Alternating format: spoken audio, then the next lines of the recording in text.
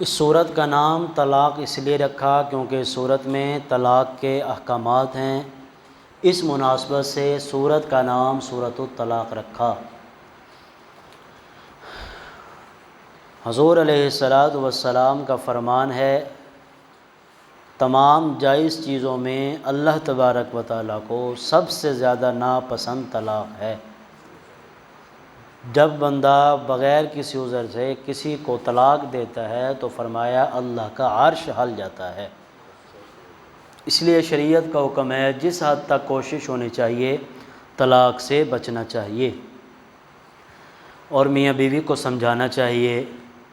اسی لیے فرمایا جب لڑائی جھگڑا ہو تو تیسرے سپارے میں احکامات ہیں باقاعدہ کہ جب جھگڑا ہو جائے تو کیا کرنا ہے، پہلا مرحلہ کیا ہے، پھر دوسرا مرحلہ کیا ہے، پھر تیسرا مرحلہ کیا ہے، وہ مرحلے بتلائے ہیں۔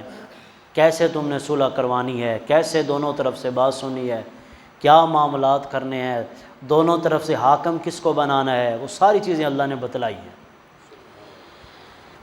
لیکن جب گزر نہ ہو سکے، دونوں کا آپس میں رہنا پتہ چل گیا کہ ناممکن ہے، لڑائی جھگڑا رہتا ہے یا شوہر کی طرف سے ظلم بہت زیادہ ہے، سسرال کی طرف سے ظلم زیادہ ہے، یا میاں بیوی کا مزاج نہیں میرا اللہ کی طرف سے ہے، انسان ہے، تو پھر طلاق دی شریعت نے جاری کی ہے تو طلاق دینی بھی چاہیے۔ ایسا نہیں ہے کہ بسا اوقات یہ بھی معاشرے میں دیکھنے کو آیا ہے کہ بیٹی مرتی ہے مر جائے لیکن طلاق نہیں لیتے لوگ۔ والدین بھی ضدی ہیں کہ وہ کہتے ہیں کہ بھائی طلاق بری شے ہے، نہیں لینی ہم نے، تو وہ بھی اس وجہ سے نہیں لیتے، اور اگلے سسرال والوں کا ظلم مزید بڑھ جاتا ہے۔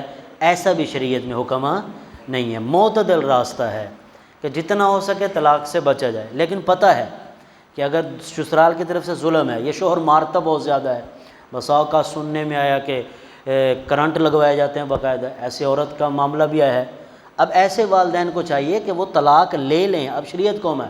اسی طرح اس طرح کے 3 سے 4 واقعات صحابہ کرام کے آئے کہ جو طلاق فائدے مند ہوئی ہے، جیسا کہ خود قرآن میں 22ویں سپارے میں حضرت زینب رضی اللہ تعالیٰ عنہ کا واقعہ ہے کہ وہ حضرت زید کے سب جنب نہ بنی تو وہ طلاق بری نہیں بنی بلکہ فائدے مند بنی کہ حضرت زینب کو حضور علیہ السلام جیسے شوہر مل گئے، تو وہ اب طلاق فائدے مند بنی ہے۔ اسی طرح اور صحابہ کرام کے واقعات بھی ہیں کہ مزاج نہیں ملا تو طلاق اللہ کے نبی نے خود دلوائی ہے، اور پھر ان سے اچھی جگہ پر رشتہ ہو گیا۔ اور 5ویں سپارے میں باقاعدہ یہ بھی ہے کہ لڑکی والے کے دل میں بھی یہ نہیں ہونی چاہیے کہ ان کا رشتہ دوبارہ کہیں نہیں ہوگا، لڑکے والوں کے بھی دل میں بھی نہیں ہونا چاہیے کہ اگر ہم نے طلاق دے دی تو یہ ایسے ہی مر جائیں گے، ان کا رشتہ نہیں ہوگا۔ اللہ فرما رہا ہے ایسی بات بھی نہ سوچو، ہم دونوں کا کوئی نہ کوئی راستہ بنا دیں گے، اس کا رشتہ بھی ہو جائے گا، اس کا رشتہ بھی ہو جائے گا۔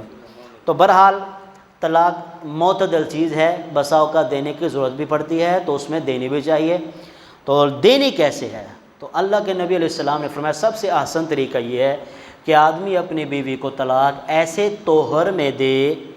طہر کہتے ہیں پاکی کے ایام، یعنی جو حیض آتا ہے ہر مہینے، اس حیض سے جب عورت نہا لیتی ہے وہ پھر اب اس کے طہر کے ایام شروع ہو گئے اگلے حیض آنے تک، تو یہ جو 20 دن ہیں اب اس کے طہر کے ایام، فرمایا ایسے طہر میں دے جس طہر کے اندر اس نے بیوی کے ساتھ جمع یعنی ہم بستری نہ کی ہو، یہ احسن طلاق ہے، اور ایک طلاق رجعی دے دے۔ اس کے 2 فائدے ہیں۔ ایک فائدہ یہ ہے کہ طلاق رجعی کے اندر اس کو رجوع کا حق ہوگا کہ اگر اس کے دل میں بسا اوقات وقتی طور پر شیطان سوار ہوتا ہے، بسا اوقات پر لڑکی کے ذہن میں نہیں ہوتا، بسا اوقات لڑکے والے نہیں سمجھتے، لیکن 1-2 دن میں غصہ معاملہ ٹھنڈا ہو جاتا ہے، مہینے میں غصہ ٹھنڈا ہو جاتا ہے، 2 مہینے تک غصہ ٹھنڈا ہو جاتا ہے، بسا اوقات ایسا ہو جاتا ہے، تو فرمایا یہ بغیر نکاح کے رجوع کر سکتے ہیں، اب ان کا رجوع ہو جائے گا۔ کتنا بڑا فائدہ ہے کہ دوبارہ ملنا چاہیں خاندان اب مل سکتے ہیں یہ ہیں، اور شریعت کا حکم بھی پورا ہوتا ہے، اللہ کا حکم بھی پورا ہوتا ہے، اور یہ طلاق ہے بھی احسن طلاق۔ اور اگر بالفرض تم نے بالکل بننی ہی نہیں ہے تو تمہارا مقصد پورا ہو جائے گا، جب 3 مہینے گزر جائیں گے عدت ختم تو طلاق ہو گئی، بس تمہارا مقصد بھی پورا، سنت طریقہ بھی پورا، اللہ کا حکم بھی پورا، فائدہ کا فائدہ۔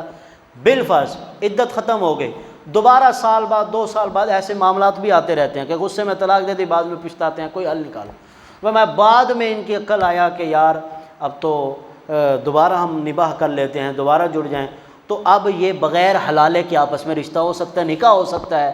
یہ طلاق رجعی کے بڑے فائدے ہیں۔ فرمایا اگر طلاق دینی ہی ہے تو طلاق رجعی دو، اس پہ عورت پہ بھی ظلم نہیں، مرد پر بھی ظلم نہیں، دونوں کے لیے اللہ نے فرمایا آسانی ہی آسانی ہے۔ یہ فرمایا اگر کسی کو طلاق دینی ہی ہے تو ایسے دو۔ دوسرا اس کے اندر جو ہے عدت کی مدت بھی کم ہو جائے گی اگر ایسے توہر کے اندر یہ دیتا ہے۔ دوسرا اگر کوئی ایسے نہیں دیتا بلکہ 3 طلاقیں دیتا ہے تو اس کے بارے میں سخت وعیدیں بھی ہے، اللہ کی ناراضگی بھی ہے، اور فرمایا یہ اس کے لیے ہمیشہ کے لیے حرام بھی ہو گئی ہے۔ اب دوبارہ یہ نباہ کرنا چاہتے ہیں تو بغیر حلال ہے کہ یہ مل بھی نہیں۔ اب کتنی سخت پابندی ہیں، تو بہتر یہی ہے آدمی اچھی طلاق دے، اگر نوبت آ بھی جائے سمجھا دے۔ وَيَرْزُقْهُ مِنْ، اللہ فرما رہے ہیں جو بندہ بھی تقوی اختیار کرے گا، اللہ کے ساتھ تعلق جوڑے گا، ہم اس کے لیے رزق کے اسباب، پیسے، مال و دولت، کھانا پینا ایسی ایسی جگہوں سے دیں گے کہ اس کو وہم و گمان میں بھی نہیں ہوگا۔ وَيَرْزُقْهُ مِنْ حَيْثُ، اسے گمان ہی نہیں ہوگا کہ مجھے اس جگہ سے بھی پیسے آنے ہیں، مجھے ادھر سے بھی نفع ہونا ہے۔ تو اللہ فرمایا جب بندہ اللہ کا ہو جاتا ہے پھر اللہ اس کے سارے معاملات اپنے ذمے لے لیتے ہیں۔ سورۃ التحریم، چونکہ سورت میں تحریم کا ذکر ہے اس مناسبت سے سورت کا نام سورۃ التحریم رکھا۔ حضور علیہ السلام نے ایک مرتبہ اپنے اوپر شہد کو حرام کر لیا، اللہ نے یہ آیات نازل فرمائی کہ اے نبی جس چیز کو اللہ نے حلال کیا آپ اس کو حرام نہیں کر سکتے، یہ اختیار صرف اللہ نے اپنے پاس رکھا ہے، تو آپ قسم توڑیے، قسم کا کفارہ ادا کر کے شہد کو استعمال کریں۔ دوسرا بیویوں سے ازواج مطہرات سے فرمایا کہ تم بھی حضور علیہ السلام کو کسی بھی طرح سے تکلیف نہ پہنچایا کرو، بلکہ حضور علیہ السلام کے ساتھ پیار اور محبت کے ساتھ رہا کرو۔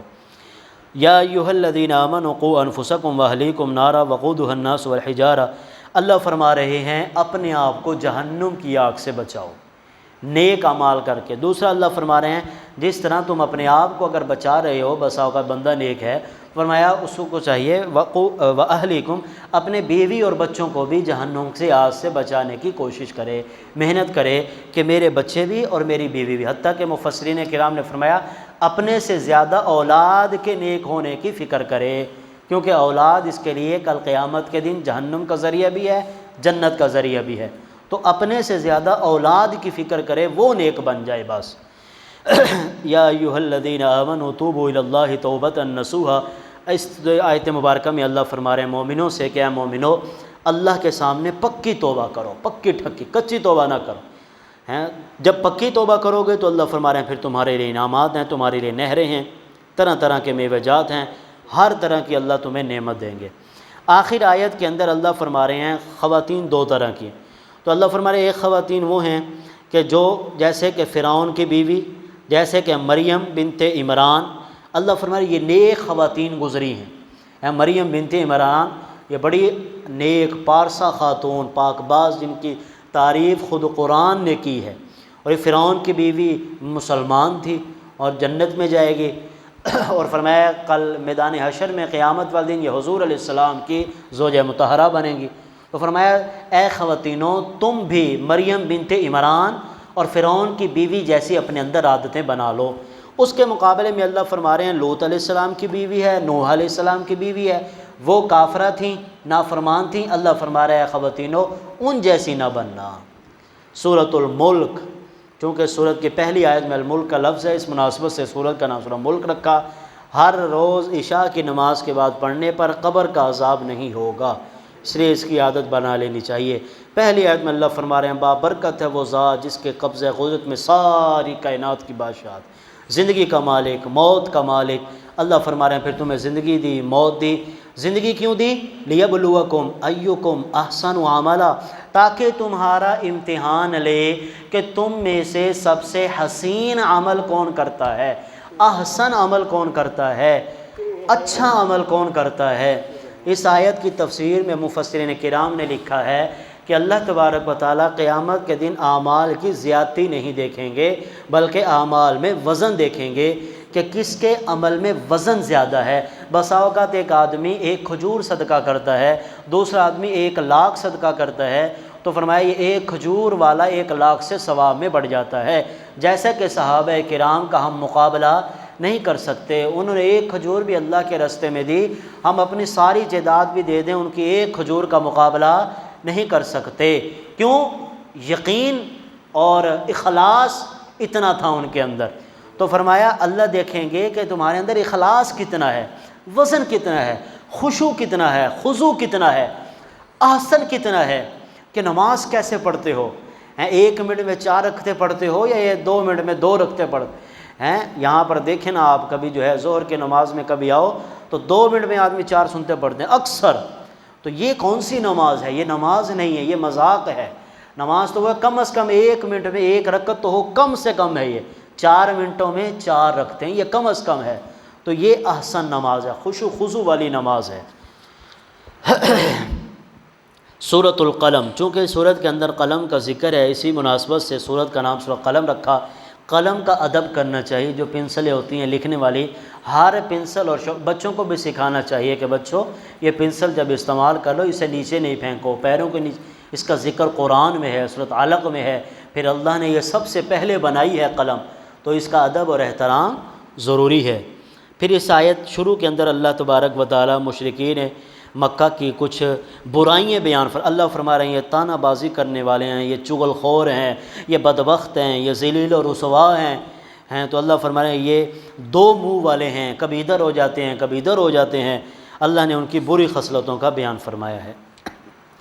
سورۃ الحاقہ، کھڑکھڑانے والی، چونکہ سورت کی پہلے آیت دوسری آیت الحاقہ ہے، اسی مناسبت سے سورت کا نام سورۃ حاقہ رکھا۔ اللہ فرماتا تمہیں کیا پتہ کہ کھڑکھڑانے والی کیا ہے؟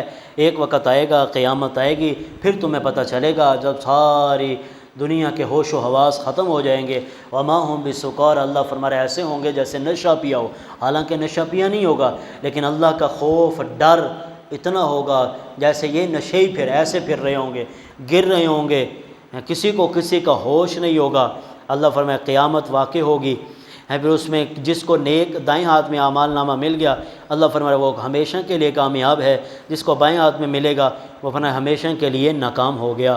پھر اللہ قسمیں اٹھا کر بتا رہے ہیں کہ مجھے قسم ہے کہ تمہارا نبی جو ہے یہ شاعر نہیں ہے، تمہارا نبی مجنون نہیں ہے، تمہارا نبی دیوانہ نہیں ہے، کیونکہ مشرکین مکہ یہ الزام لگاتے تھے کہ نبی دیوانہ ہے، نقل کفر نباشت، پاگل ہے، اس طرح کے الفاظات کہتے ہیں۔ تو اللہ قسمیں اٹھا کر فرما رہے ہیں نہ ہی نبی شاعر ہیں، نہ ہی دیوانے ہیں، نہ ہی مجنون ہیں، وہ تو اللہ کے بھیجے ہوئے پیغمبر اور رسول ہیں۔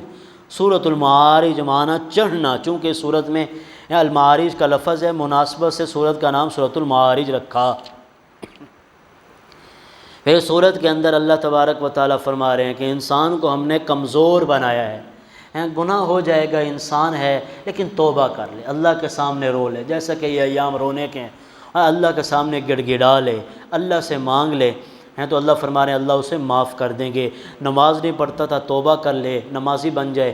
کسی کا حق کھایا ہوا تھا، وفی اموالہم حق و معلوم، پتہ ہے کہ میں نے اس کا حق کھایا ہوا ہے، تو رو لے اللہ کے سامنے، اس کا حق واپسی کر دے۔ للسائل والمحروم، اور اللہ فرما رہے ہیں کہ میرے نیک بندوں کی نشانی ہے، اگر کوئی ان سے سوال کرتا ہے تب بھی دیتے ہیں، اور جو کوئی سوال نہیں کرتے، بسا اوقات بندہ شرم کی وجہ سے سوال نہیں کرتا، عادت نہیں ہے، شرم آتی ہے، تو اللہ فرما رہے ہیں لوگ ان کی علامات دیکھ کر، نشانیاں دیکھ کر پہچان لیتے ہیں، یار اس کے گھر میں واقع ہوا، یہ بیچارہ شرم کی وجہ سے مانگتا نہیں ہے۔ تو فرمایا میرے نیک بندے ہیں جو ان لوگوں تک میرا رزق پہنچاتے ہیں۔ بلکہ تیسرے سپارے میں آیا کہ ایسے لوگوں کو دینا جو مانگتے نہیں، وہ زیادہ افضل صدقہ ہے اور زیادہ ثواب ہے۔ للفقراء الذین احصروا فی سبیل اللہ لا یستطیعون ضربا فی الارض یحسبهم الجاہل اغنیاء من، اللہ فرما رہے ہیں جاہل لوگ سمجھتے ہیں یہ تو امیر ہیں، یہ تو مالدار ہیں، حالانکہ اللہ فرما رہے ہیں تمہیں پتہ کوئی نہیں ہے، وہ بہت غریب ہیں، انہیں ضرورت ہے تمہارے زکوٰۃ کی، تمہارے صدقوں کی۔ اچھا زکوٰۃ کے اندر مسئلہ یاد رکھ لیں، زکوٰۃ جب دے رہے ہیں تو اس میں زکوٰۃ کا نام لینا ضروری نہیں ہوتا، کیونکہ اس سے اگلے انسان کو تکلیف ہوتی ہے اور اس کا دل نہیں کرتا میں زکوٰۃ کو لوں۔